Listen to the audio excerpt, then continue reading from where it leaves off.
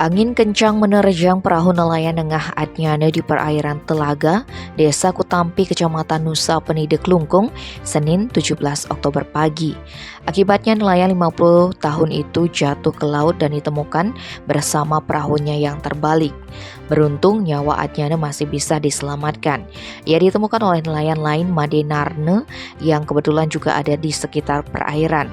Kondisi nelayan Parubaya itu selamat tanpa cedera sedikit pun.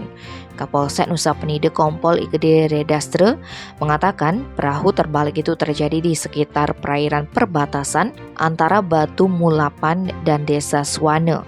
Redastre menjelaskan Adnyana melaut sekitar pukul 5:30. 1 jam berselang ia memutuskan untuk balik ke daratan. Namun ada angin yang tiba-tiba bertiup kencang hingga menggoyahkan laju perahunya.